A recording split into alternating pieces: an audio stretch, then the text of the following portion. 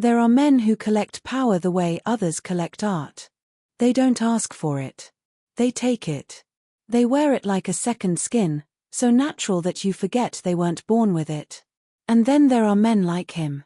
Men who don't just have power. They are power. The kind that walks into a room and every conversation stops. Every eye turns. Every breath holds. His name was whispered in boardrooms and back alleys alike. Sungjin Park. 38 years old. 6 feet of controlled violence wrapped in custom Italian suits. A face that could have belonged to a model if it weren't for the eyes. Those eyes. Dark. Empty. The kind that looked through you, not at you. The kind that had seen too much and felt too little. He ran Seoul's underworld the way a maestro conducts an orchestra. With precision. With ruthlessness. With an elegance that made you forget you were watching someone destroy lives. His empire stretched from the glittering towers of Gangnam to the grimy corners of Itaewon. Nightclubs. Real estate. Construction. Shipping. Pharmaceuticals. Technology. All of it legal on paper. All of it dripping with blood if you knew where to look. The Cosa Nostra had nothing on him. The Yakuza respected him. The triads gave him wide berth. Because Sungjin Park didn't just play the game. He owned it. Rewrote the rules. Made grown men who'd killed with their bare hands weep with fear. But here's the thing about men like Sungjin Park. They don't want what they can't have. Because there's nothing they can't have. Money. He had more than he could spend in 10 lifetimes. Buildings with his name on them that he'd never even visited. Accounts in Switzerland and the Caymans that held numbers so large they stopped meaning anything. Respect. Fear. He commanded both without asking. A single phone call from him could make careers or end lives. Politicians answered when he rang. Police commissioners looked the other way. Judges rendered verdicts he'd written before trials even began. And women. Oh, women threw themselves at him like moths to a flame. Models. Actresses. Heiresses. Socialites. They all wanted the same thing. To be the one who tamed him. To be the exception. To crack that marble exterior and find whatever humanity might be hiding underneath. They all failed. Because Sungjin Park didn't want to be tamed. He wanted conquest. He wanted beauty that didn't bore him. Intelligence that didn't annoy him. Desire without attachment. Passion without consequence. And for 38 years, he got exactly what he wanted. Women came. Women went. Some lasted a week. Some a month. The longest had been 3 months. A French photographer who'd mistaken his fascination with her work for fascination with her.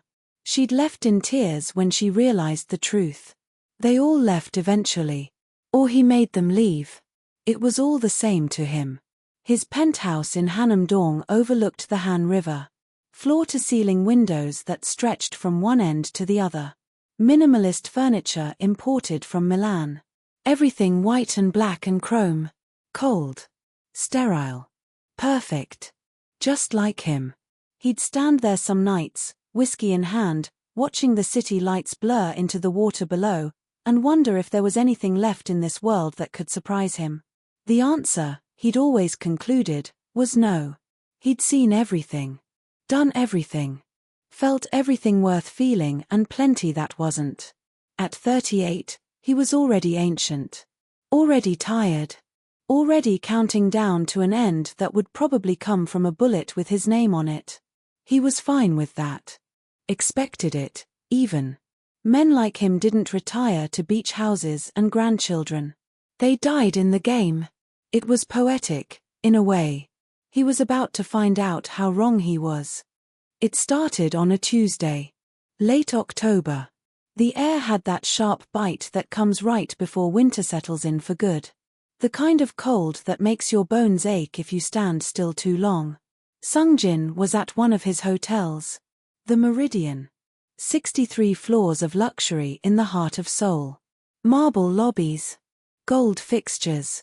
Staff in uniforms that cost more than most people's monthly rent. He owned it the way he owned everything else. Quietly. Through a web of shell companies and silent partnerships. His name appeared nowhere on the paperwork, but every manager knew who really signed their checks. He liked to visit unannounced. Keep his managers on their toes. Make sure the machine ran smoothly. He'd done it for years. A ghost inspection, his head of security called it. Kang would alert the manager 5 minutes before Sungjin arrived. Just enough time to panic. Not enough time to hide problems. He was walking through the lobby, noting a smudge on one of the mirrors, a slightly wilted flower arrangement, when he saw her. She wasn't doing anything remarkable. Just standing by the concierge desk, speaking in accented Korean, trying to sort out a reservation issue. She was dressed simply. A navy blue dress that was professional but not flashy. Tasteful. Her hair was natural, pulled back in a low bun that looked effortless but probably wasn't. Her skin was dark, rich, the color of good coffee. She stood out in the sea of pale faces like a flame in snow. But it wasn't her appearance that made him stop. It was the way she carried herself. Calm. Unhurried. Like she had all the time in the world and wasn't about to let anyone rush her. The concierge was clearly flustered, apologizing repeatedly, pulling up screens, making calls. And she just stood there. Waiting. Patient. Not angry. Not demanding. Just quietly insistent that the problem be solved. Sungjin found himself moving closer. Not approaching directly. Just positioning himself where he could hear better. Observe better. I understand there was a mistake, she was saying. Her Korean was decent. Better than decent. But the accent was thick, musical. Each syllable rolled in a way Korean syllables didn't. I booked a suite 6 weeks ago. I have the confirmation email right here. But you're telling me I only have a standard room. The concierge was sweating now. Yes, Miss Okonkwo, I'm so sorry. There seems to have been a system error. We're completely booked this week because of the conference. I'm trying to find a solution. It's okay, she said. That smile. It wasn't performative. Wasn't forced. It was genuine. Real. Like she actually meant it. Like she actually believed people made mistakes and that was okay. Mistakes happen. Just fix it, please. I'm here for work and I need the space. Sungjin couldn't remember the last time he'd found mistakes acceptable. In his world, mistakes got people killed. He gestured to Kang, who materialized beside him like a shadow. Kang had been with him for 15 years. Ex-military. Special forces. The kind of man who could kill you 12 different ways before you hit the ground. He was also one of the few people Sungjin trusted. Find out who she is, Sungjin said quietly, never taking his eyes off her. And fix her problem. Upgrade her to the penthouse suite. Complimentary. The full week. Kang didn't question it. He never did. He just nodded and disappeared. Sungjin watched as the woman finished her conversation with the concierge. Watched as Kang approached, professional and courteous. Watched as confusion, then surprise, then cautious gratitude crossed her face. She glanced around, as if looking for whoever had authorized this sudden change. Her eyes swept past him. Didn't stop. Didn't recognize him. He smiled. A real smile. Rare enough that if any of his men had seen it, they would have been concerned. She didn't know who he was. That never happened. In this city, everyone knew who he was. Even if they'd never seen his face, they knew the name. Knew the reputation. Knew to be afraid. But she looked at him like he was just another guest in an expensive suit. Just another face in the crowd. It was the most refreshing thing he'd experienced in years. Her name was Kayoma Okonkwo, 24 years old. From Lagos, Nigeria. Born to a middle-class family. Father was a professor of economics at the University of Lagos. Mother ran a successful textile business. She was the third of 4 children. 2 older brothers, 1 younger sister. She'd graduated top of her class from the University of Lagos with a degree in economics and international development. Won a scholarship to Seoul National University. Had been in Korea for 2 years working on her master's degree. Spoke Korean, English, and Igbo fluently. French passably. Sungjin learned all of this within an hour. He had files on her by that evening. Not just the basic information. Everything. Academic records that showed a brilliant mind. Social media accounts that revealed a woman who loved books, photography, and long walks. Who posted pictures of street food and sunsets. Who wrote thoughtful captions about inequality and hope. Family background that showed stability, love, education. Her father had published 3 books on African economic development. Her mother's business employed over 50 people. Her brothers were a doctor and an engineer. Her sister was still in university studying law. Clean record. No scandals. No drama. No skeletons in any closets. Just a bright young woman trying to make something of herself in a foreign country. She was in Seoul for a week-long conference on sustainable urban development in emerging economies. She was presenting a paper on infrastructure investment and social equity. She'd be speaking on Thursday. Sungjin told himself he was just curious. That was all. Curiosity. Nothing more. He was a man who dealt in information. Who believed in knowing everything about everyone in his orbit. This was just due diligence. But then why did he find himself at the hotel bar that evening? Why did he choose a seat with a perfect view of the elevator banks? Why did his pulse quicken just slightly when she stepped out of the elevator at 8:15, dressed in a different dress now, emerald green that hugged her curves without being tight, heading toward the restaurant? Why did he follow her? She was meeting friends. Other conference attendees. 3 of them. 2 men. 1 woman. All around her age. All dressed professionally but casually. They greeted each other with hugs and easy laughter. The kind of genuine warmth that came from actual friendship, not networking. They chose a table by the window. Ordered wine. Italian. A decent Chianti. Not the most expensive on the menu, but not the cheapest either. They laughed easily. Talked about their presentations. About their research. About the city. She was the center of the group without trying to be. The one everyone leaned toward. The one who made everyone else laugh. She told a story about getting lost on the subway system her first week in Seoul, ending up in Incheon when she was trying to get to Gangnam. Her friends howled with laughter. So did she. Uninhibited. Joyful. Sungjin watched from the bar. Sipped his whiskey. Macallan 25. Neat. He told himself he'd leave after 1 drink. He stayed for 3. And then she did something that changed everything.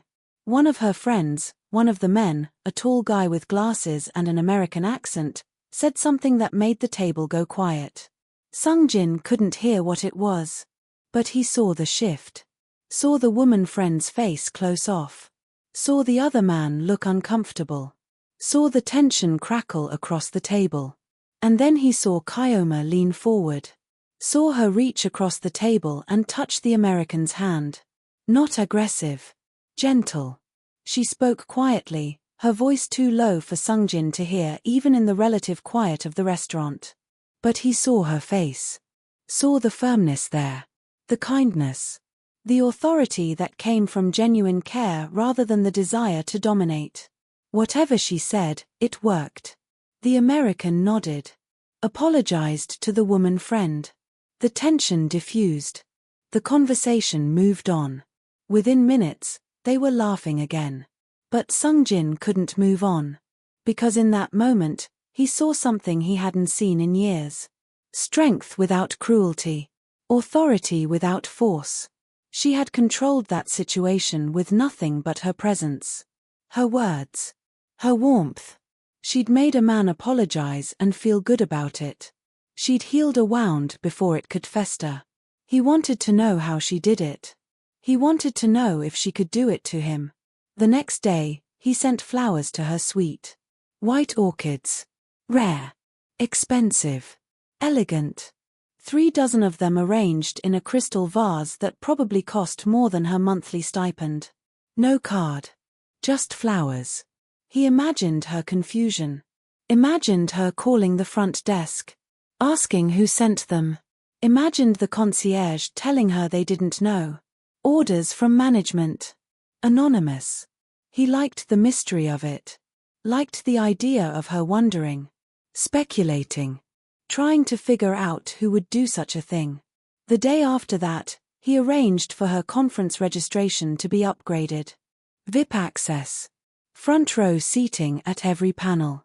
Invitations to exclusive networking dinners that usually required director-level positions or higher. Access to the private lounge on the 50th floor with better coffee, better food, better everything. Again, no explanation.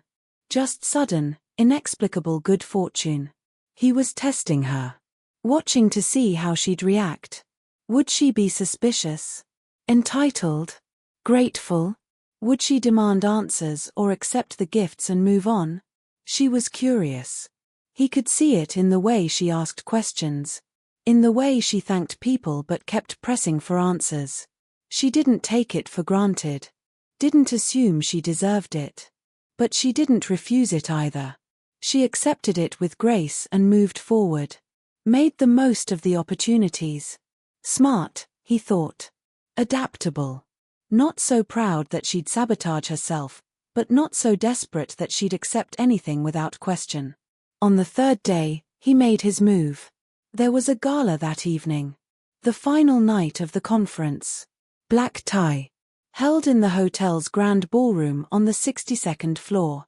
Floor-to-ceiling windows overlooking the city. Crystal chandeliers. A full orchestra. The kind of event where deals worth millions were made over champagne and small talk. He wasn't supposed to attend. Wasn't on the guest list. Had no official connection to the conference or its sponsors. Didn't care about sustainable development or emerging economies or any of the topics being discussed. But she would be there. He arrived late. Deliberately. Made an entrance without trying to. His suit was black. Perfectly tailored. Tom Ford. $10,000 if you were counting. He wasn't. His hair was swept back. His face unreadable. He wore a watch that cost more than some cars. Patek Philippe. Not flashy. Just expensive. The kind of expensive that people who knew recognized. People who didn't just thought it was a watch. He moved through the crowd like he owned it. Because, technically, he did. Owned the building. Owned the hotel. Owned everything in it. But no one here knew that. They just saw another wealthy man in an expensive suit. Seoul was full of them. He accepted a glass of champagne from a passing waiter. Dom Perignon. He could taste it without looking at the bottle. Held it but didn't drink. Just used it as a prop. Something to do with his hands. He found her by the windows. Standing alone for a moment, looking out at the city. The lights of Seoul spread out below like a carpet of stars. She was wearing a dress that made his breath catch. Gold. Shimmering. Fitted but not tight. Elegant. It had an African print subtle in the fabric, a pattern that reminded him of fractals. Mathematical. Beautiful. She looked like she'd been carved from amber and firelight. Her hair was down tonight. Natural curls framing her face. Simple jewelry. A gold necklace. Matching earrings. Nothing ostentatious. Just enough. She was stunning. He approached slowly. Deliberately. Stopped beside her. Didn't look at her. Just looked out at the view. Gave her space to acknowledge him or ignore him. Her choice. They stood in silence for a moment. Long enough that he wondered if she would simply walk away. Then he spoke. Beautiful, isn't it? In Korean. She turned. Looked at him. Really looked at him. Her eyes were intelligent. Assessing. Brown. Deep. The kind of eyes that saw things. It is, she replied in English. Her voice was soft but clear. Though I imagine you've seen it 1,000 times. He smiled slightly. Switched to English. His was flawless. Accent neutral. He'd learned from a tutor who'd studied at Oxford. Does familiarity always breed contempt? Not contempt, she said, turning back to the view. Just blindness, maybe. We stop seeing what we see every day. The extraordinary becomes ordinary. Is that what happened to you? He asked. Did Lagos become ordinary? She looked at him again. Surprised now. You know I'm from Lagos. Your accent, he lied smoothly. Nigerian. And Lagos produces a certain kind of confidence. I recognize it. She laughed. Soft. Musical. That's either a compliment or an insult. I can't tell which. Compliment, he said. Definitely a compliment. She studied him. Those assessing eyes. And what about you? Where does your confidence come from? He turned to face her fully now. Necessity, he said honestly. And a lot of practice. That's a sad answer. Is it? Yes, she said simply. Confidence should come from knowing yourself. Not from needing to survive. He felt something shift in his chest. A small crack in armor he'd thought was impenetrable. And you know yourself. Better than I used to, she said. Still working on it. That's why I'm here. In Korea. In this city. Trying to figure out who I am when I'm not who everyone expects me to be. And who do they expect you to be? She smiled. But it was tinged with something sad. The daughter who makes her parents proud. The student who represents her country well. The woman who has all the answers. It's exhausting sometimes. So you came halfway around the world to escape expectations? I came halfway around the world to find my own, she said. There's a difference. They were quiet for a moment. He found himself genuinely interested. Not in the way he was usually interested in women. Not calculating how long it would take to get them into bed.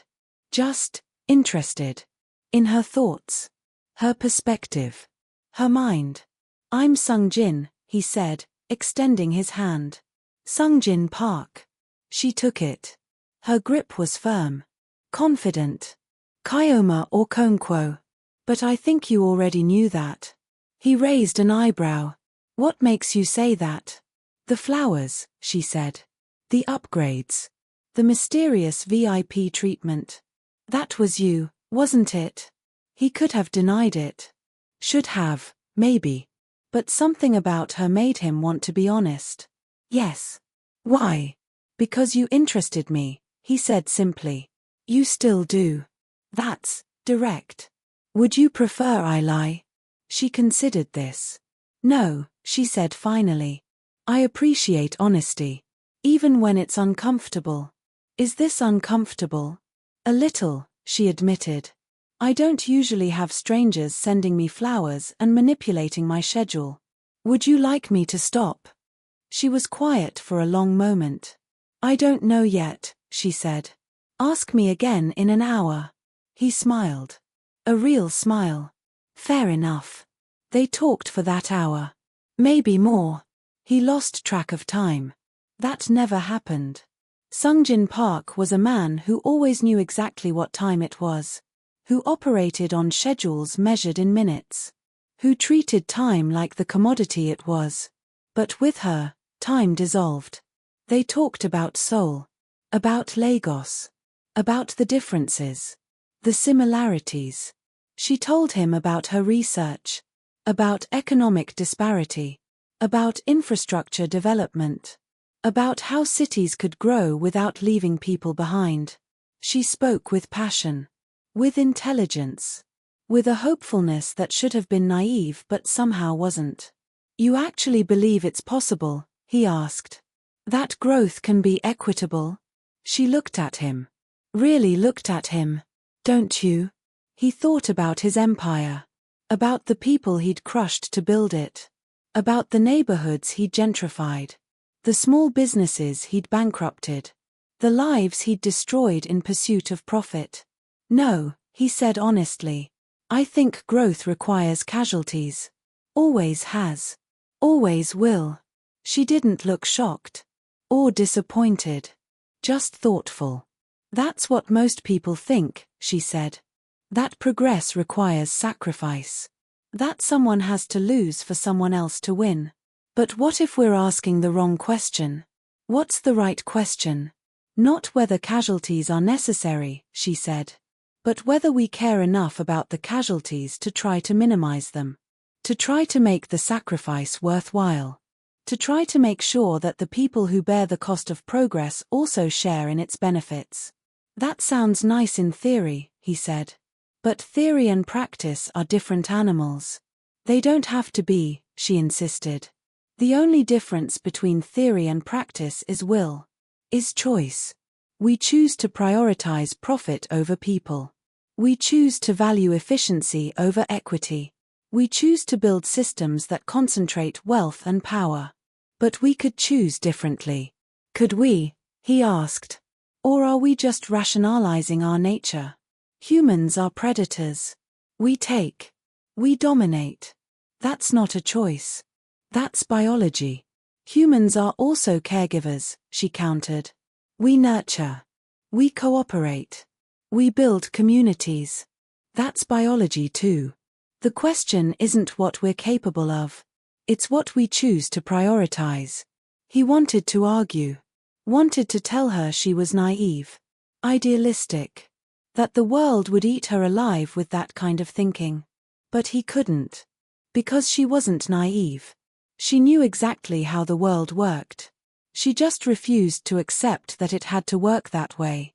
And something about that refusal, that stubborn insistence that better was possible, made him want to believe her. You're remarkable, he said quietly. She laughed. Surprised. That's quite a conclusion to draw from one conversation.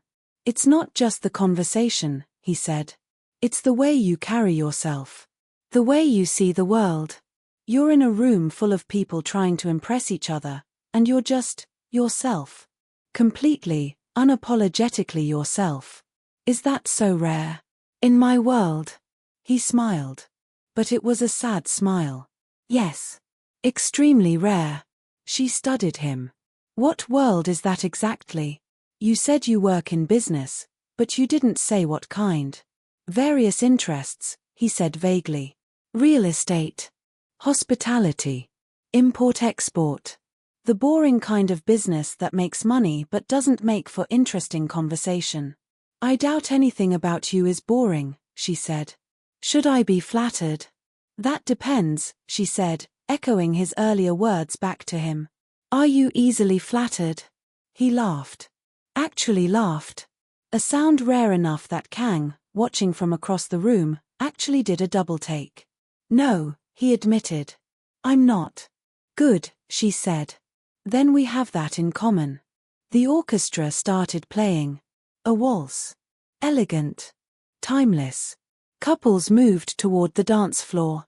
Dance with me, he said. Not a question. But not quite a command either. Somewhere in between. She hesitated. I should get back to my friends. One dance, he said. Then I'll let you go. She looked at him for a long moment. Then nodded. One dance. He led her to the floor. Placed one hand on her waist. Took her hand with the other. She fit against him perfectly. Like she'd been designed for it. They moved together smoothly. She was a good dancer. Better than good. She followed his lead but added her own flourishes. Made it a conversation rather than a monologue. Where did you learn to dance? He asked. My mother, she said. She insisted all her children learn. Said it was part of being civilized. She smiled at the memory. Though I think she really just wanted an excuse to dance with my father more often. They sound happy. They are, she said. 40 years married and still completely in love. It's disgusting, really. In the best possible way. You want that? He asked. That kind of marriage? Doesn't everyone? No, he said honestly. Some people want power. Or freedom? Or excitement? Marriage doesn't factor in. And which are you? She asked. Power, freedom, or excitement? I thought I was power, he said. Now I'm not so sure. The song ended. They stopped moving but didn't separate immediately. Just stood there on the dance floor, still holding each other, as other couples swirled around them. Kyoma, he said softly. Yes. Can I see you again? After the conference ends? She pulled back slightly. Looked up at him. I don't think that's a good idea. Why not? Because you're dangerous, she said simply. I can feel it. Whatever world you come from, whatever business you're really in, it's not the boring kind. And I'm not here to get swept up in danger. I'm here to study, to learn, to build a life. I would never put you in danger, he said. And meant it. Maybe not intentionally, she said. But danger has a way of finding people like you. And I have a way of caring too much. So it's better if we don't. She pulled away. Completely this time. Thank you for the dance. And the flowers. And the conversation. It was lovely. But I think this is where it should end. She walked away. Back to her friends. Didn't look back. And Sungjin Park, who always got what he wanted, watched her go and felt something he hadn't felt in 20 years. Loss. He left the gala shortly after. Didn't say goodbye to anyone. Didn't make excuses. Just left.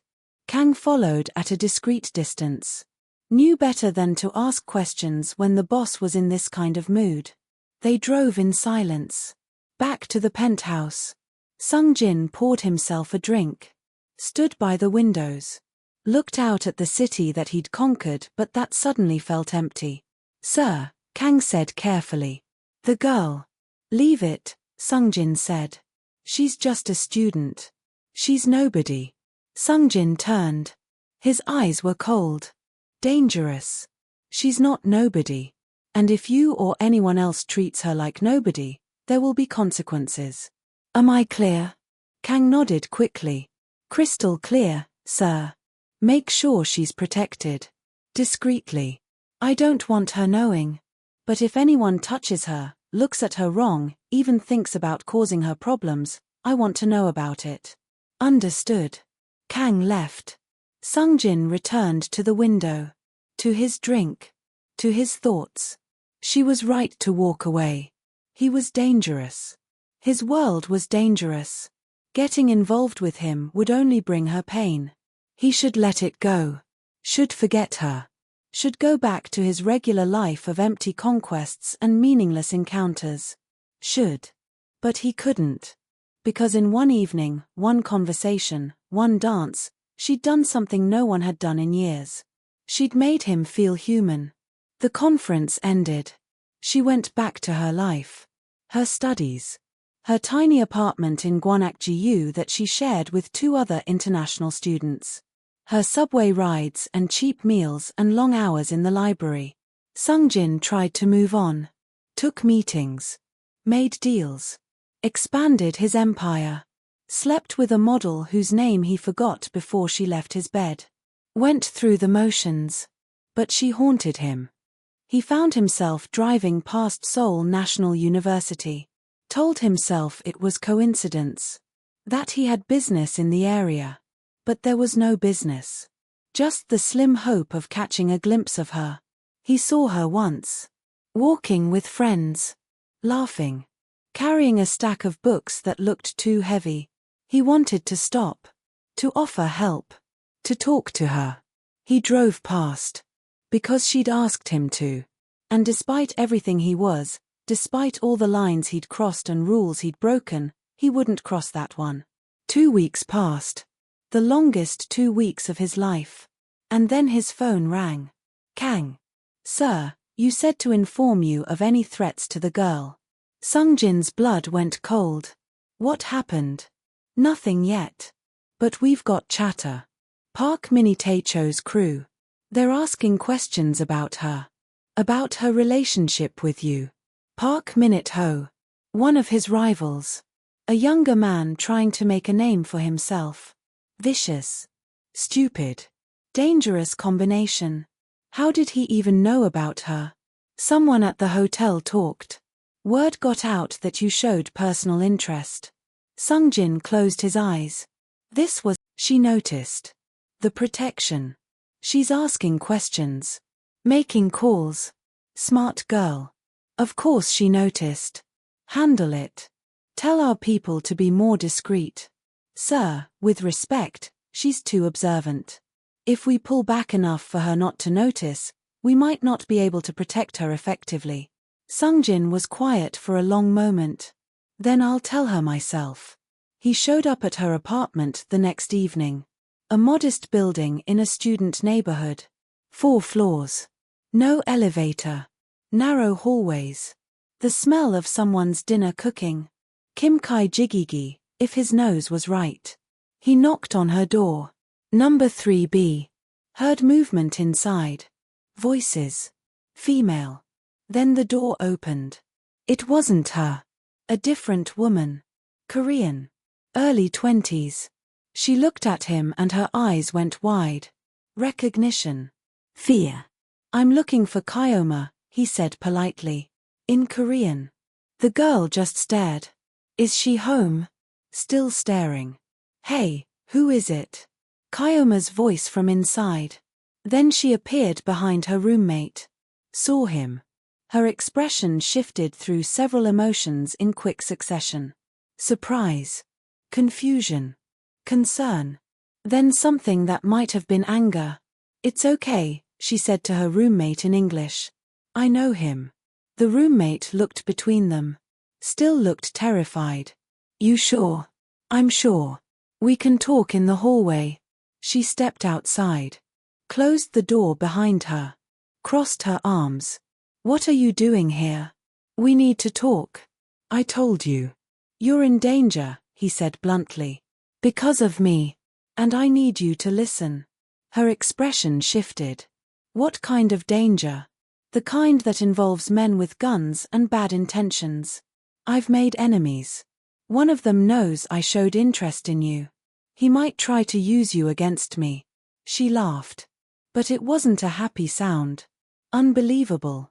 I knew you were dangerous. I knew it. But I still almost. God, I'm so stupid. You're not stupid. Then what am I? She demanded. Because I'm standing here, finding out that my life is in danger because some rich guy decided I was interesting for an evening. What would you call that? I'm sorry, he said. And meant it. I never intended for this to happen. But it did happen. And now what? You said I'm in danger. What does that mean exactly? It means I've assigned people to protect you. 4 of them. They've been following you for 2 weeks. I know, she said. I noticed. That's why my roommate looked so scared. I thought I was being paranoid. Thought maybe I was imagining things. But I wasn't, was I? No. So what happens now? Do I just live my life with 4 men following me everywhere? For how long? Until the threat is resolved. And when will that be? He hesitated. I don't know. She laughed again. That same bitter sound. Turned away from him. Pressed her hands to her face. This is insane. This whole situation is insane. I know. Do you? Do you really? Because from where I'm standing, you've appended my entire life without asking. Without even considering what I might want. You're right, he said. And I'm sorry. If I could undo it, I would. She turned back to him. Tears in her eyes now. Would you? Would you really? Or would you just be more careful? Make sure no one saw? He didn't answer. Because she was right. He wouldn't undo meeting her. Wouldn't undo that conversation. That dance. Even knowing the consequences. He was selfish enough to want the memory. That's what I thought, she said quietly. Kyoma. I want you to fix this, she said. Her voice was firm now. Decided. Whatever threat exists, I want you to eliminate it. And then I want you to leave me alone. Completely. No flowers. No protection. No random appearances at my door. Nothing. Can you do that? Every instinct screamed at him to refuse. To insist on keeping her protected. On staying involved. But she was asking him for the one thing she had a right to ask for. Her life back. Yes, he said. I can do that. How long? A week. Maybe 2. Fine. In the meantime, I'll accept the protection. But they stay invisible. I don't want to see them. Don't want to know they are there. Agreed. Agreed. She nodded. Turned to go back inside. Stopped.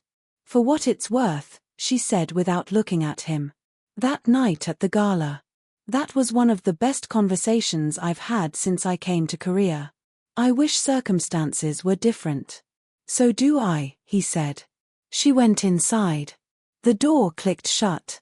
And Sungjin stood there in that narrow hallway, surrounded by the smell of someone else's dinner, and made a decision. Park Min-ho had to go. The next week was brutal. Sungjin called in every favor. Mobilized every asset. Turned his entire organization toward one goal, eliminating the threat to Kyoma without starting an all-out war. Park Min-ho was stupid but not that stupid. He had protection. He had territory. He had men willing to die for him, or at least willing to die for the money he paid them. Sungjin started with money. Offered to buy him out. Double what his territory was worth. Set him up somewhere else.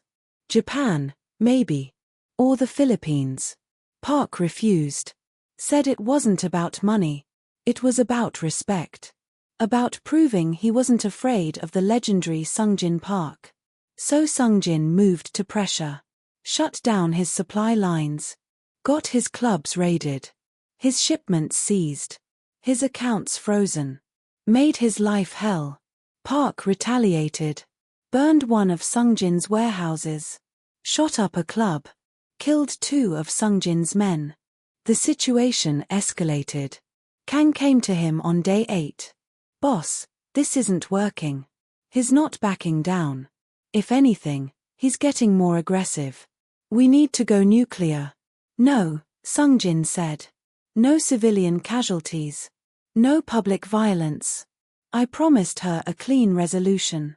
Then we need to be surgical. One shot. Take him out and let his organization collapse. Sungjin knew he was right. Knew there was no other way. He'd tried everything else. Set it up, he said finally. But I want it clean. Quiet. No blowback. Understood. 3 days later, Park Min-ho was found dead in his apartment. Apparent suicide. Gun in his hand. Note confessing to crimes no one could prove.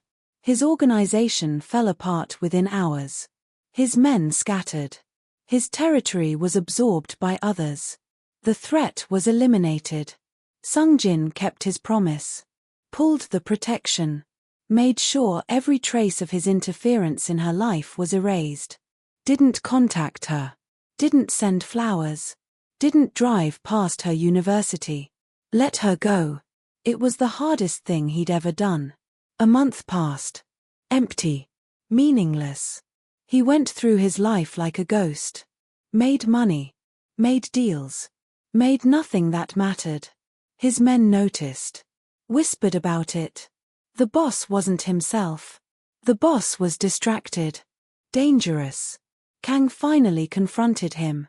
Found him on his balcony at 2 in the morning. Whiskey in hand. Eyes hollow. You need to do something, Kang said bluntly. I'm doing plenty. You're going through the motions. There's a difference. You're not eating. Barely sleeping. You've lost weight. This isn't sustainable. What would you have me do? Go to her. Talk to her. See if there's anything there. She doesn't want anything to do with me. Did she say that? Or did she ask you to fix a problem? Because there's a difference. The problem's fixed. Maybe the prohibition is too. Sungjin wanted to believe that. Wanted it so badly it hurt. But he couldn't. She said to leave her alone. So that's what I'm doing. For how long? Forever. You're going to pine for this girl for the rest of your life. If that's what it takes. Kang was quiet for a long moment. You're an idiot, boss. A rich, powerful idiot.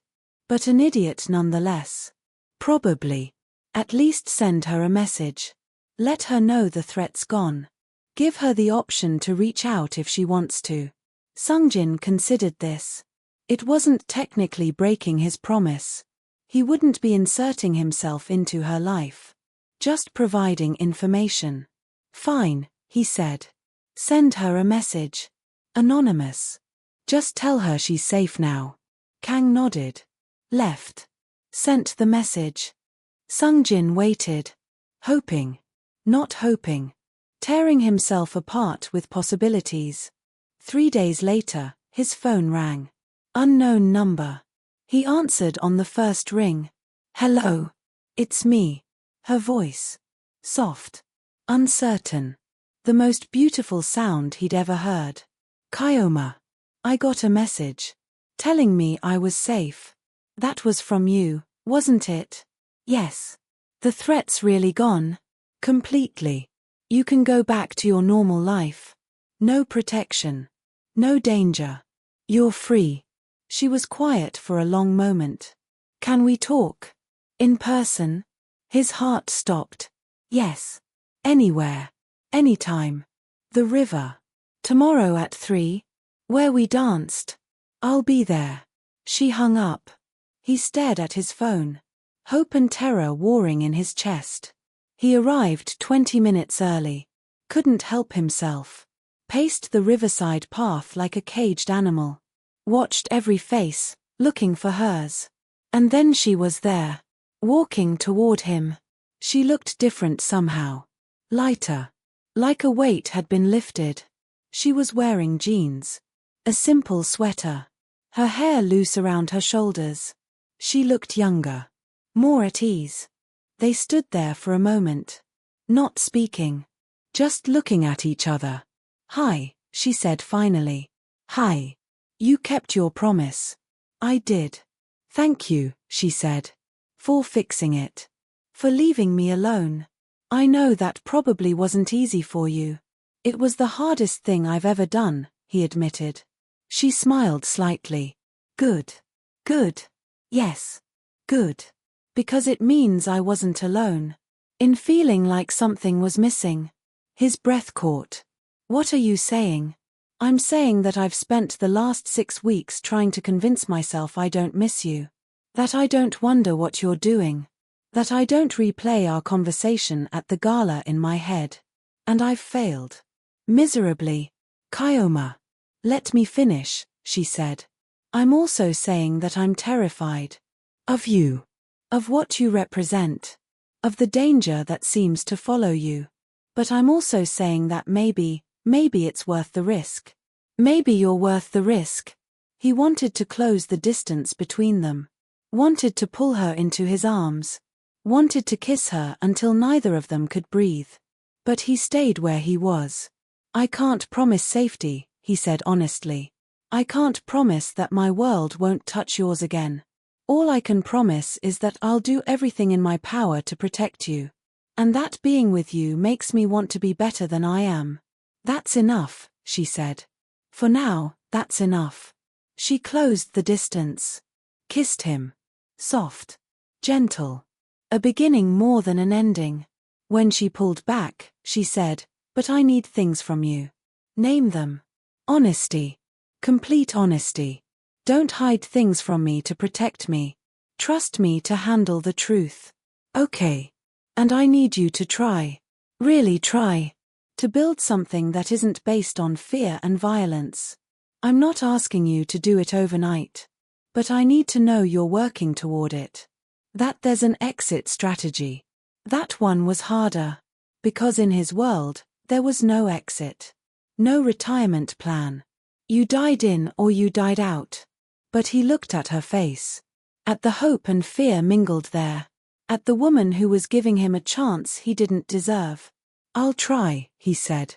I can't promise I'll succeed. But I swear to you, I'll try. She nodded. Then we have a deal. They started seeing each other. Really seeing each other. Not the stolen moments of their first meeting, but actual dating. He picked her up from campus. They went to dinner. Movies. Museums. He showed her his soul, the hidden places tourists never found.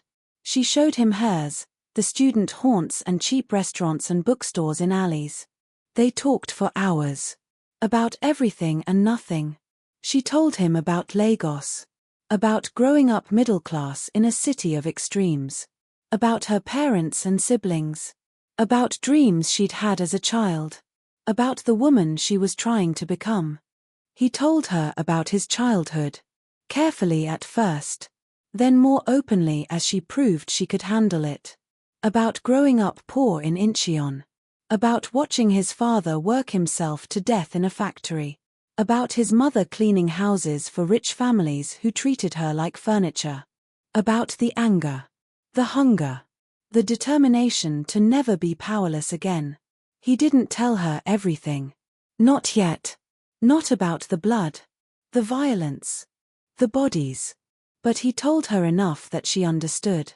And she didn't run. 3 months in, she met his world head-on. They were at one of his clubs. Gangnam. High-end. The kind of place where bottle service started at $1,000 and went up from there. She'd been hesitant about coming. Didn't like clubs. Too loud. Too crowded. Too much wealth on display. But he'd convinced her. Said it would be fun. Said they'd just have a drink and leave. He wanted her to see this part of his life. Wanted her to understand it before things got too serious. They were in his private booth. Above the chaos of the dance floor. Separate. Quiet enough to talk. She was nursing a cocktail. Something fruity. Looking around with curious eyes. "Do you own this place?" she asked. He'd never explicitly confirmed it. But he'd never lied to her either. "Yes." She nodded. Taking it in. "And the hotel where we met?" "Yes." "What else?" "A lot of things," he said. "Too many to list. All legal." He paused. This was it. The moment of truth. Most of it. Some of it operates in gray areas. How gray? Gray enough that I don't sleep well at night. She was quiet. Thinking. "Thank you for being honest. Does it change things?" "I don't know yet," she said. "Ask me again tomorrow." And then the shooting started. 2 men. Coming up the stairs toward the VIP section. Security tried to stop them. Gunshots. Sharp cracks that cut through the music. The crowd surged. Screamed. Scattered like roaches when the lights come on. His men moved instantly. Surrounded him. Kang grabbed his arm. "We need to move. Now." But Sung Jin wasn't looking at Kang. He was looking at Kyoma. At the fear in her eyes. The confusion. The realization dawning across her face. This was his world. This violence. This chaos. This was who he really was. He grabbed her hand. "Come on." They moved fast. Out of the booth. Down a back hallway his men had already secured. His security in front. Behind. Shields made of flesh and loyalty. She stumbled once. He caught her. Kept her moving. They made it to his car. Doors locked. Engine roaring. Kang driving. They were gone before the police arrived. The silence in the car was suffocating. She stared straight ahead. Breathing hard. Hands shaking. "Kyoma," he started. "Don't," she said. Her voice was tight. Controlled. On the edge of breaking. Just take me home." He wanted to explain. Wanted to tell her it wasn't his fault. That he hadn't started it. That this was just the world he lived in. That this was an exception, not the rule. But what good would that do? It was his world. He had built it. And she'd just seen the truth of it. He drove her home. Pulled up outside her building. She didn't move. Just sat there. Staring at nothing. "I'm sorry," he said. It sounded pathetic even to his own ears. She laughed. A bitter, broken sound. Are you really sorry? Or are you just sorry I saw? He didn't have an answer for that. She turned to look at him. And there were tears on her face. Silent. Streaming. Who are you? She whispered. Really? Because I thought I knew. I thought you were just a businessman. Someone successful. Maybe a little dangerous. But this. Men with guns. People running for their lives. Shooting in a crowded club. This is who you are. Yes, he said. Because lying to her would be worse. She closed her eyes. I can't do this, Sungjin. I can't be part of this world. I can't love someone who lives like this. Love. She'd said love. Past tense. Like it was already over. Kyoma, please. No, she said, opening the door. No. I need to think. I need space. Again. Real space this time. And then she was gone. Out of the car. Into her building. Out of his life. Again. He sat there for an hour. Maybe more. Engine off. Hands on the wheel. Staring at her building like if he waited long enough, she'd come back. She didn't. For the second time, Sungjin Park felt powerless. This time was worse. Because this time, he'd had a taste of what life could be. Of what happiness felt like. And now it was gone. And it was his fault. He threw himself into work. Tried to forget. Tried to move on. But she was everywhere. In his thoughts. In his dreams. In the empty spaces of his penthouse that suddenly felt too big. Too cold. Too lonely. His men tiptoed around him. He was shorter-tempered than usual. More brutal. More reckless. He took meetings he should have delegated. Made decisions without thinking them through. Started drinking more. Kang finally confronted him. 2 weeks after the incident. Found him in his office at 3 a.m. Paperwork untouched. Bottle half empty. Boss, you need to get your head straight. My head is fine. Your head is with her, Kang said bluntly. And that's dangerous. For you. For us. For everyone. Sungjin slammed his glass down. I know. Then do something about it. Either go get her back or let her go. But stop existing in this middle ground. It's going to get you killed. Maybe that wouldn't be so bad, Sungjin thought. But he didn't say it. She doesn't want me, he said instead. She made that clear.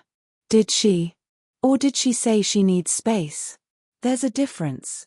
What difference does it make? She saw what I am. What my life is. She can't love that. Can't she? Kang asked. Or won't she? Boss, with respect, you're a genius at business and an idiot at people. That girl isn't running from what you are. She's running from what it means for her. And that's not the same thing. What's your point? My point is that maybe she needs to know it can be different. That you can be different. That there's a future that doesn't involve gunfire and blood. And how would I show her that? By actually making it different, Kang said. You've been talking about transitioning to legitimate business for years. Always had an excuse not to. Too complicated. Too risky. Too much pushback. But maybe now you have a reason that matters more than the excuses. Sungjin was quiet. Thinking. She asked me to try, he said finally. To find a way out. To build something clean. And have you really tried? I've made compromises. That's not trying. That's hedging your bets. Sungjin looked at him. Really looked at him. If I really try, if I actually commit to getting out, it's going to be brutal. Bloody. People will see it as weakness. Will try to take advantage. Could destabilize everything. Probably, Kang agreed. But the question is, what's more important? The empire or the girl? It should have been an easy answer. The empire. He'd spent 20 years building it. Had sacrificed everything for it. His youth. His morals. his humanity. But when he thought about Kyoma's smile, about the way she made him feel human, about the possibility of a life that meant something more than power and money. The girl, he heard himself say. The girl is more important. Kang smiled. Then let's figure out how to make this work. They spent the next week planning. It was complicated, messy, dangerous, but possible. They identified the legitimate businesses worth keeping. The ones that could actually turn a profit without illegal activity. Real estate, hotels, some tech investments, clean money. Then they identified the dirty ones. The clubs that laundered money, the shipping companies that moved contraband, the construction firms that existed purely for kickbacks and bid rigging. Everything that would get him killed or arrested eventually. One by one, they started selling. Not all at once. That would cause panic. Invite attacks. But methodically. Strategically. Passing territories to rivals in exchange for peace treaties. Selling businesses to legitimate buyers. Paying off debts and calling in favors. It took 3 weeks. 3 brutal, exhausting weeks of negotiations and threats and carefully managed violence. Some of his rivals tested him. Saw the transition as weakness. He had to push back. Hard. Show them he was still dangerous. Still someone to fear. But he did it. Started to dismantle the darker parts of his empire. Started to build something that could survive daylight. And through it all, he didn't contact her. Because he'd promised her space. And because words were meaningless. Only actions mattered. 6 weeks after the shooting, he sent her a message. Just one line, I kept my promise. I'm trying. Really trying. If you want to see what that looks like, I'm at the Han River. Our spot. 3 p.m. tomorrow. I'll wait. He didn't know if she'd come. Didn't know if 6 weeks was enough time for her to forgive him. To trust him. To give him another chance. But he showed up. At 2:30. Just in case she came early. 3 o'clock came. Then 3:15. 3:30. She wasn't coming. He told himself it was fine. That he'd expected it. That at least he'd tried. At 3:45, he stood up to leave. And then he saw her. Walking toward him. Slow. Cautious. Like approaching something that might bolt. His heart stopped. She was wearing a yellow dress. Bright against the grey November sky. Her hair was pulled back. Her face was guarded. But she was here. She was here. Hi, she said when she reached him. Hi. Sorry I'm late. I was trying to decide if I should come. I'm glad you did. They stood there. Awkward. Unsure. So different from the easy connection they'd had before. You said you're trying, she said finally. What does that mean? It means I've spent the last 6 weeks dismantling everything I built, he said. Selling off the dirty businesses. Keeping only what's legitimate. It's not done yet. Won't be for months. Maybe longer. But I'm doing it. Really doing it. She searched his face. Why? Because you were right. I couldn't have both. This life and you. So I'm choosing you.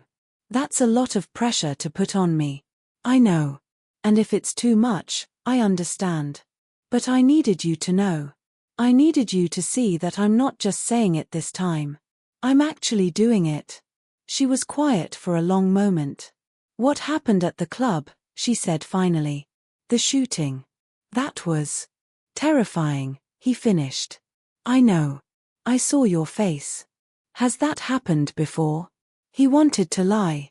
To minimize it. But he'd promised honesty. Yes. How often? Not often. But often enough. Will it happen again?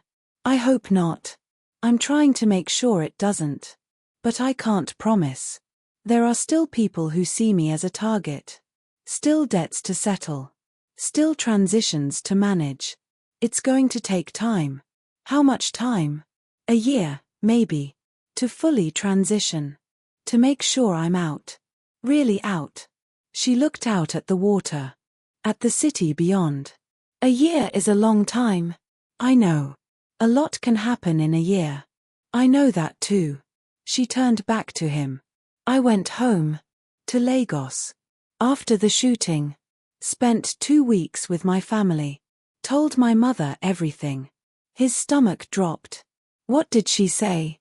She said I was an idiot for getting involved with a gangster. She's not wrong. Then she said love makes idiots of us all. And that the question isn't whether you're perfect. It's whether you're trying to be better. And what did you say? I said I didn't know. That I needed to see if you were really trying or just saying it to get me back. And now, she said slowly, I think you're really trying. Hope flared in his chest. Dangerous. Painful. Does that mean? It means I'm willing to try too, she said. But I need conditions. Real ones this time. Anything. No more violence in my presence. If you have business to handle it away from me. I won't be part of that world. Done. I need regular updates on your progress. On the transition. I need to see movement. Real movement. You'll have it. And if things get dangerous, if there's another threat, I need you to tell me immediately. No more protecting me by keeping me in the dark. He hesitated on that one. Every instinct screamed at him to refuse. To keep her safe by keeping her ignorant. But she was right. She deserved the truth. Okay, he said. She nodded. Stepped closer. And one more thing. What? I need you to meet my family. Properly. Not just phone calls and messages. If we're going to do this, if we're going to try to build something real, I need them to know you. To approve. That terrified him more than any rival ever had. When? Summer, she said. When I go back for break. You'll come with me. Meet my parents. My siblings. See where I come from. What if they don't approve? Then we'll deal with it, she said. But I need to know you're willing to try. That you're willing to fight for this. For us. He looked at her. This woman who'd turned his world upside down. Who'd made him question everything he'd built. Who'd made him want to be better. I'm willing, he said. More than willing. She smiled. Finally. That warm, genuine smile he'd missed so much. Then kiss me, you idiot. Before I change my mind. He closed the distance. Pulled her into his arms. Kissed her like he'd been drowning and she was air. When they finally broke apart, both breathless, she laughed. We're crazy. You know that, right? This whole thing is completely insane. I know, he said. But I don't care. Me either, she admitted. God help me, me either. The next 6 months were the hardest and best of his life. He worked tirelessly to transition his empire. Sold off the last of the dirty businesses. Reinvested in legitimate ventures. Tech green energy. Affordable housing projects that Kyoma consulted on. There were setbacks. One of his former rivals tried to poach his territory. Had to be dealt with. Firmly. But without the bloodshed of the old days. Just calculated economic warfare. There was an attempt on his life. A car bomb. Failed because Kang was paranoid about sweeping vehicles. But it shook him. Reminded him that even in transition, he was still a target. He told Kyoma about it. Like he'd promised. Watched her face go pale. Held her while she processed it. I'm scared, she admitted. So am I, he said. But we're still doing this. If you want to. I do, she said. I'm terrified, but I do. They moved in together. Not to his penthouse. She'd refused. Too cold, she said. Too much like a museum. Instead, they found a place in Itaewon. Smaller. Warmer. With actual furniture that felt like furniture and not art installations. She decorated. Filled it with plants and books and life. He pretended to hate it.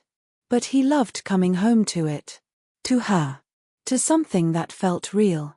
She finished her master's degree. Top of her class. Got job offers from international NGOs. The UN. The World Bank. She chose a smaller organization based in Seoul. One focused on sustainable urban development. Lower prestige. Less money. But more meaningful work. He was proud of her. Told her so. Often. They had their first real fight 3 months in. About money. She'd found out he'd paid off her student loans without asking. Was furious. Said he didn't get to just solve her problems with money. That she'd been handling it. That she didn't want to be a kept woman. He argued he was just trying to help. That money didn't mean anything to him. That she shouldn't suffer debt when he could eliminate it with a phone call. She said it wasn't about the money. It was about respect. About treating her like an equal. About asking before acting. She was right. He apologized. Meant it. They made up. Thoroughly. Summer came. Time to meet her family. He was terrified. More terrified than he'd been facing down Yakuza bosses or triads or assassins. Because this mattered. They flew to Lagos. First class, but she made him promise not to flash wealth. No drivers. No entourage. Just the two of them. Her family's compound in Lekki was beautiful. Walls and gates, but warm inside. Colorful. Alive. Her mother met them at the door. A beautiful woman in her 50s. Round. Warm. She looked Sungjin up and down with sharp, assessing eyes. So you're the Korean, she said in English. Nigerian accent thick. Musical. Yes, Sungjin said. My name is. I know who you are, she interrupted. My daughter has told me much about you. Some good. Much concerning. Mama, Kyoma protested. Hush, child. The man wants to be part of this family, he needs to know how we operate. We don't hide our thoughts. We speak plain. Sungjin smiled despite himself. I appreciate that, Do you? She stepped closer. Then let me speak plain. You hurt my daughter once. Made her cry. Put her in danger. That's one strike. You get one more, and I don't care how much money you have or how powerful you are. I will come for you. Understand? Yes, completely. She studied him. Then smiled. Wide. Genuine. Good. Now come inside. You're too skinny. I'll feed you.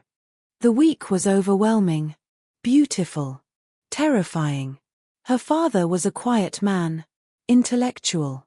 He cornered Sungjin in his study on the second day. They talked about economics. About development. About Korea's transformation from war-torn poverty to global power.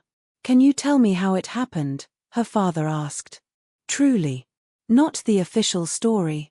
The real story of how Korea changed. Sungjin thought about it. Blood, he said finally. And the willingness to sacrifice one generation for the next. The men who built Korea broke themselves doing it. Worked themselves to death. Literally. My father was one of them. Her father nodded. And you? What will you sacrifice? Everything, Sungjin said. For her. For the chance to build something better. Her father studied him for a long moment. I believe you, he said. But belief isn't enough. Show me. Show her. Prove it. Her brothers were suspicious. Protective. Interrogated him mercilessly. Made him play football, badly, in the heat. Watched him struggle and laughed. But slowly, they warmed. Her sister was the hardest. Youngest. 20. Sharp as a knife. She cornered him on the last night. They were all at dinner. She asked, in front of everyone, do you love her? Really love her? Or is she just exotic to you? Just different enough to be interesting? The table went quiet. Sungjin met her eyes. I love her enough to give up everything I've built. I love her enough to move halfway around the world if she asked. I love her enough that my life before her feels like sleepwalking and my life with her feels like finally being awake. Is that real enough? Her sister smiled. Yes, she said simply. That's real enough. The family blessed them. Not literally, but in the ways that mattered. Her mother hugged him when they left. Told him to take care of her baby. Her father shook his hand. Told him he expected good things. On the flight back to Seoul, Kyoma leaned against him. They like you, she said. Surprised. That surprises you. A little. My mother's usually harder to win over. Your mother is terrifying. She laughed. She is, isn't she? But in the best way. Your sister almost ended me with that question. She did that on purpose. Wanted to see if you'd crack under pressure. Did I pass? With flying colors, she said. And for the record, I love you too. Enough to bet my whole life on you. Just so you know. His throat tightened. I know, he said. And I won't let you down. 8 months after they'd reconciled, he took her back to the Han River. Their spot. Evening. Fall again. The air crisp. The city lights reflecting off the water. They walked the path. Holding hands. Talking about nothing. About everything. Then he stopped. Turned to face her. What? She asked. He dropped to one knee. Her eyes went wide. Sungjin. Wait. Let me say this. He pulled out a ring. Simple. Elegant. A single diamond. Not the biggest. Not the flashiest. But perfect. I know we haven't been together that long. I know there's still work to do. Still transitions to finish. Still dangers to navigate. But I also know that I want to spend the rest of my life with you. I want to build something real. Something good. Something that matters. And I want to do it with you. So, Kyoma or Konkwo, will you marry me? She was crying. Laughing. Covering her mouth. You're serious. I've never been more serious about anything in my life. We're crazy, she said. This is crazy. I know. My mother is going to have opinions. I expect nothing less. And there's still so much to figure out. Where we'll live. What we'll do. How to make this work long term. We'll figure it out. Together. She looked at him. Really looked at him. This man who'd started as a stranger. Become a danger. Transformed into her everything. Yes, she said. Yes, you idiot. Of course yes. He slipped the ring on her finger. Stood. Pulled her into his arms. Kissed her until they were both breathless. We're going to have to tell my mother, she said when they finally broke apart. I'm more scared of that than I was of asking. She laughed. Smart man. They married twice. Once in Seoul. Traditional Korean ceremony. His men, now running legitimate businesses, stood with him. Once in Lagos. Nigerian traditional marriage. Her family welcomed him. Gave him an Igbo name. Chukwemeka. God has done much. And he had. Against all odds. Against every expectation. Against the weight of his past and the darkness of his history. He'd found redemption. Not through religion or philosophy or any grand gesture. But through love. Through a 24-year-old Nigerian woman who'd looked at a monster and decided to see a man. Who'd demanded he be better and then believed he could be. Who'd taken the biggest risk of her life on someone who didn't deserve it. And who'd made him want to become someone who did. Their life wasn't perfect. There were still challenges. Still moments of danger. Still ghosts from his past that needed handling. But they faced it together. He finished transitioning out of the criminal world. Took another year. Harder than he'd expected. But he did it. Built something legitimate. Something his children, when they came, could be proud of. Kyoma built her career. Became a leading voice in sustainable development. Traveled the world. Made a difference. They had their first child 3 years after the wedding. A daughter. They named her Adana, father's daughter in Igbo. She had her mother's smile and his stubborn determination. Their second came 2 years later, a son. They named him Hyun-woo, wise and protective in Korean. He had his father's quiet intensity and his mother's warmth. They raised them in both cultures, Korean and Nigerian, taught them both languages, both traditions, showed them that family could span continents and that love could bridge any divide. Sungjin never forgot where he came from, never forgot the man he'd been. But he also never let that man define him. Because Kyoma had taught him the most important lesson of his life. That it's never too late to change. That redemption isn't about erasing the past. It's about building a better future. That love, real love, the kind that demands you be better and then helps you become it, is worth more than any empire. He'd wanted every woman. Until a 24-year-old Nigerian woman broke him. Not with beauty, though she was beautiful. Not with seduction, though she could have seduced him. Not with manipulation or games or any of the things he was used to. But with something far more powerful. Honest love. The kind that saw him completely and loved him anyway. The kind that demanded he grow and then gave him room to do it. The kind that said, I see who you are, and I see who you could be, and I believe in the journey between those two men. And that belief, that changed everything. Now, if you made it this far, if you felt every moment of this story, if your heart raced when he gave up everything, if you held your breath during the shooting, if you smiled when her sister challenged him, if you cried when she said yes, then you need to do me a favor. Don't just watch this story and move on. Hit that like button right now. Show me you felt this too. Show me this story touched your heart the way it touched mine. And if you want more stories like this, stories that remind you love is worth the risk, that redemption is possible, that no matter where you're from or what you've done, there's hope for something better, then subscribe. Because we're building something special here at Afro-Korean Romance TV. A community of people who believe in love that breaks barriers. Who believe that real love demands growth. Who believe that the best stories aren't about perfect people, but about flawed people trying to become better. So subscribe. Join this family. And drop a comment below telling me what you thought. Tell me what moment hit you hardest. Was it the first meeting? The shooting? The family dinner? The proposal? Tell me if you believe in second chances. In third chances. In love that transforms. Tell me your own story if you've ever loved someone who made you want to be better. Because I want to hear from you.